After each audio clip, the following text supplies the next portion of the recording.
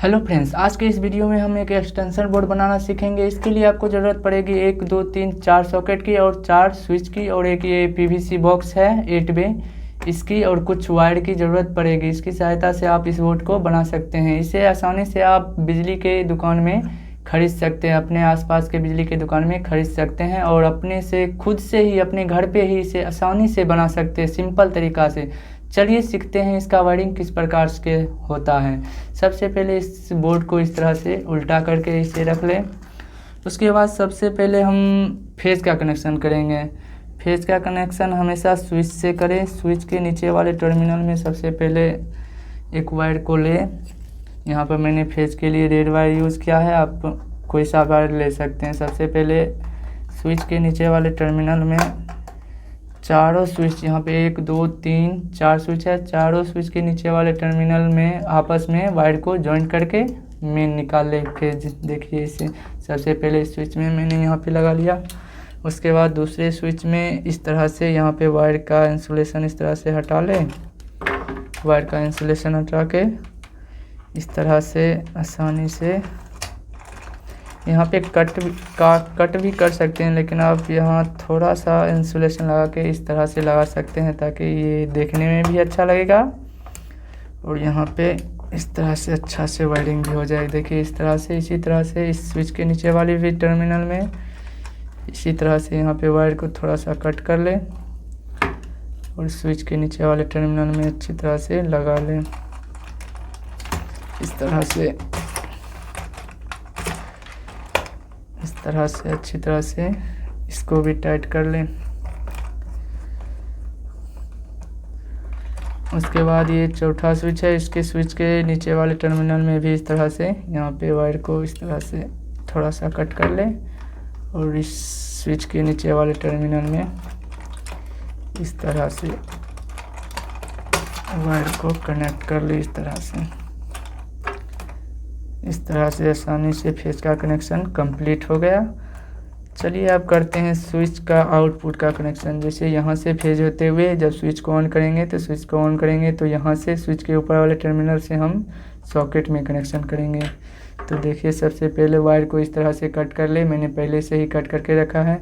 Switch के ऊपर वाले टर्मिनल से देखिए यहाँ पे सभी सॉकेट के एक टर्मिनल पे L लिखा हुआ है, उस पॉइंट पे जोड़ दें। तो स्विच के ऊपर वाले टर्मिनल से सबसे पहले स्विच के ऊपर वाले टर्मिनल में वायर को कनेक्ट कर ले एक छोड़ के और एक सिरे को सॉकेट के L वाले टर्मिनल जहाँ पे L लिखा होता है वहाँ पे कनेक्ट कर ले। इस तरह से अच्छे से टाइट कर ले ताकि वायर लूज ना रहे।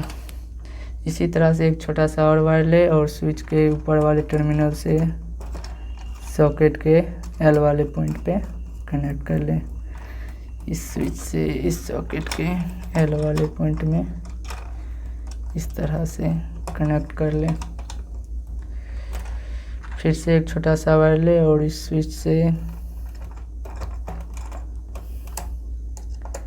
बहुत ही आसानी से आप अपने घर पे इसी तरह का बोर्ड बना सकते हैं, छोटा हो या बड़ा हो। इसी तरह से सबसे पहले आप स्विच, कोई सा भी बोर्ड हो, सबसे पहले स्विच के नीचे वाले टर्मिनल से फेज का कनेक्शन निकाल ले। उसके बाद स्विच से जितने भी आपको कनेक्शन देना है आउटपुट में, आउटपुट का कनेक्शन कर ले। इसी तरह से इस स्विच का भी देखिए स्विच के ऊपर वाले टर्मिनल से सॉकेट के L वाले टर्मिनल में सबसे पहले कनेक्शन कर ले।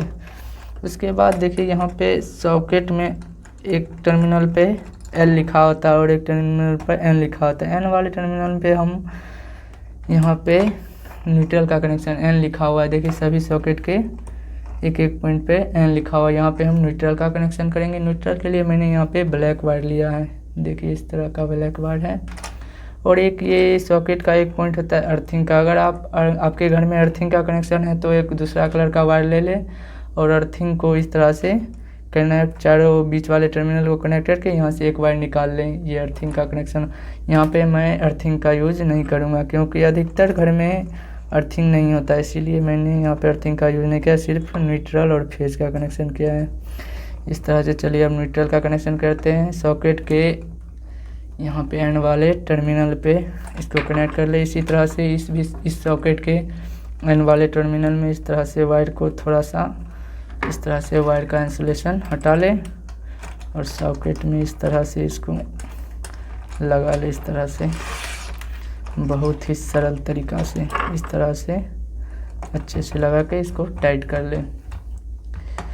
इसके बाद इस सॉकेट के एन वाले टर्मिनल में भी इसी तरह से वायर को पहले कट कर ले, थोड़ा सा इंसुलेशन को हटा लें। उसके बाद इसमें भी इस तरह से लगा लें। अगर इस वीडियो से रिलेटेड आपको कुछ मन में सवाल हो या कुछ पूछना हो तो आप कमेंट बॉक्स में कमेंट कर सकते हैं, मैं आपका कमेंट का जवाब जल्द ही दूंगा।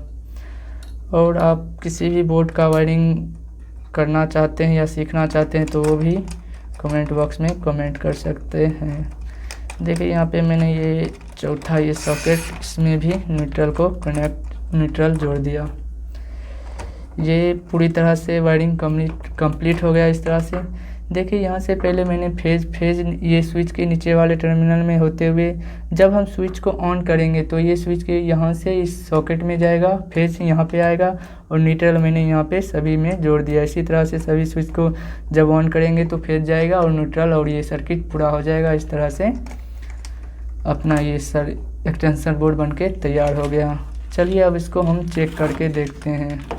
यहाँ पे देखिए मैंने पहले से ही छेद करके रखा है, यहाँ पे छेद कर ले और इस तरह से वायर को इस तरह से निकाल ले और इस बोर्ड को अच्छी तरह से इस तरह से यहाँ पे इस तरह से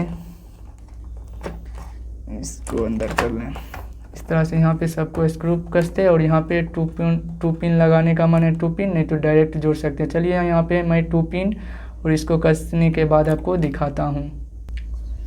इस तरह से देखिए यहाँ पे मैंने 2 पिन और इस सब स्क्रू को मैंने बोर्ड में कस दिया है। इस तरह से अच्छी तरह से कस ले।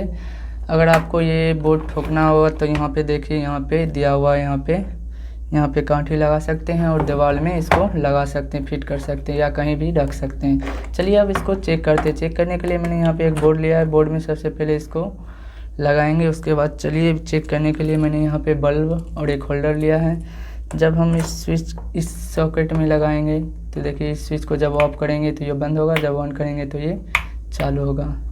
इसी तरह से जब हम इस स्विच को ऑन करेंगे तो ये बल्ब जलेगा और जब ऑफ करेंगे तो ये बंद हो जाएगा।